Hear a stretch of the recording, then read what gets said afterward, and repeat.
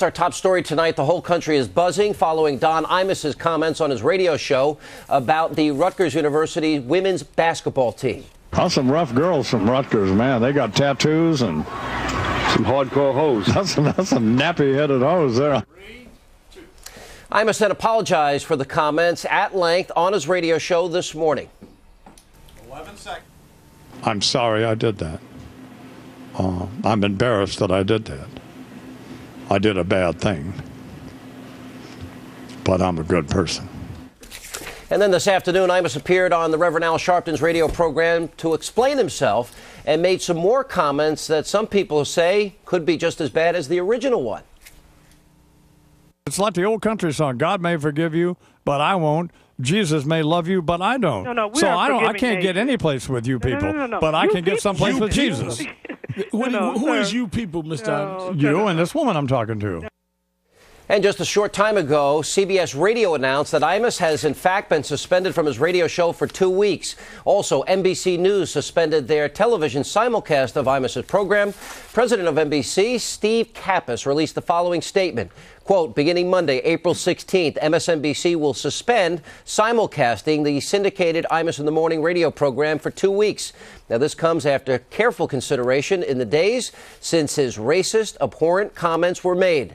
Don Imus has expressed profound regret and embarrassment and has made a commitment to listen to all of those who have raised legitimate expressions of outrage. In addition, his dedication, in his words, to change the discourse on his program moving forward has confirmed for us that this action is appropriate. Our future relationship with Imus is contingent on his ability to live up to his word. Joining us now with more on this developing story is Dr. Marc Lamont Hill of Temple University, radio talk show host, nationally syndicated Armstrong Williams, and right here in our New York studio, comedian, radio personality Patrice O'Neill. All right. What's up? How you doing? Welcome back. Good to see you. How you doing? Did the CBS and NBC do the right thing? No. What are they accomplishing after 2 weeks? And what are they accomplishing? What are y'all trying to accomplish? I don't understand where this is going. And so, no, seriously, you don't find anything wrong with those comments? It's something wrong with the comments, but you act like Don Imus and Kramer are like malignant spots, but the whole country. You say you. I didn't even give you my opinion yet. White people. I know what your opinion is, White John. people. Yes, and that whole thing you read was all like abhorrent. That's what NBC said. Outrage. That's Nobody black is saying that. That's because they were. That's because those comments were abhorrent, and the reason why we have to defend these young women is because no one else will. The reason why we have to punish Don Imus is because if we don't stand up and speak out, no one else will, and comments like this will continue to be mainstream in public space. Well, what if this was your daughter who worked so hard, reached the championship, and some dopey radio host says something like that? You wouldn't like it. First of all, have you had any of those girls on? I will invite them on. What do you think? They've commented to NBC in New York, and they're furious. Of course, that ain't the real. These are their words. What do you think they really said when they heard that? They didn't go, "Oh, that's outrageous." They went, "I know he didn't call me no nappy-headed hoe." That's what they said. I know that cracker didn't say nappy-headed hoe. That's what they said. They wasn't outraged.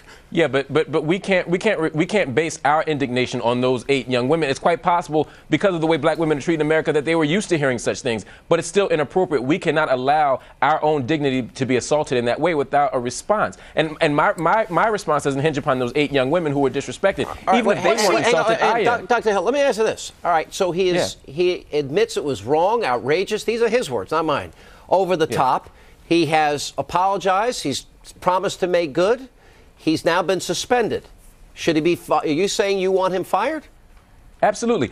I think I'm happy that CBS has stood up. I'm happy that the network NBC has stood up and said, look, this is punishable, and they're giving him 2 weeks. But 2 weeks is insufficient. We cannot allow this type of thing to happen. Giving him 2 weeks only enables someone else to do the same thing. All the attention he's garnered, all the promotion he's going to get, all the free publicity. They say no publicity is bad publicity. He's going to have a job. At the end of the day, he should not. There's no way that and then we'll get back to you, Patrice. Armstrong? Well, listen, what he said was disgusting. It was abhorrent. It was terrible. It's very offensive. But the sad news is that this is what Don Imus does. He said things about Venus and Serena Williams. He said things about Gwen Ifill. He said things about others. Should he talked be fired? about his bosses. He's talked about Jews. He talks about everybody. This is what he does. Armstrong, it's Alan. Welcome back to our show. Do you think it's appropriate? May I finish? I did not interrupt you. I did not interrupt you. May I finish? Yes, Thank you. He talked about all these people. They have allowed this to go on. I don't believe in censorship. I believe in the ultimate freedom of speech. I think the marketplace should decide. Certainly, CBS Radio and everyone else has a right to suspend him, to send a message that after many warnings, they will not tolerate this any longer. But firing him, and then the other thing we're doing, we're setting another precedent. Don Imus is not the only shock jock who used this kind of terminology and these racist remarks. There are other people that use it. You set a dangerous precedent when you say that someone like Don Imus should be fired, because there are a lot of people out there who happen not to look like Don Imus. It's easy to fire people like Don Imus and Savage and others, but we got to hold everybody to the same standard. We must establish what is the standard. Let's fire anyone who makes racist remarks in public. Let's fire all of them. Hold on, Armstrong. Let's fire all of them then. I have no problem with that. And then what? Are you offended? I'm not because first of all, nobody except for me and the good doctors under 60, and none of you know what funny is. Like the doctor. Was that fun? Was it funny what I said? said? Funny to me. Nappy-headed hoe. Was it funny? Is hilarious, but in context of context of a comic. You should be able to explore any words you want to say. He messed up. Would it be different if a black person said it? Of course. I could say nappy-headed hoe all day. But I want to be able to call white girls straight-headed hoes anytime I feel like it. Anytime. And would you? Of course. And should you be punished for it? Of course not. Right. So, Dr. Hill, are we overreacting here? I mean, look, what he said was inappropriate, was wrong, he's apologized. At what point do we say, okay, how about a little forgiveness? He's, been contrite. He went on Reverend Sharpton's show today. He realizes he did wrong. Do we keep punishing the guy? He's crying. Well, first let me say I didn't find him contrite on Reverend Sharpton's show. I found him arrogant. I found him somewhat belligerent. What do you want? You want blood? And his "you people" comment to me really underscored the fact that he's not all that apologetic, and that deep beneath him is a severe character flaw that's directly connected to racism. Character flaw. Doctor, do you think... Absolutely. And if your character flaws were uttered in such a way that they cause severe abuse to people in full public view on a daily basis, which some may argue, do you know that anybody was really abused here? Was anybody really abused here?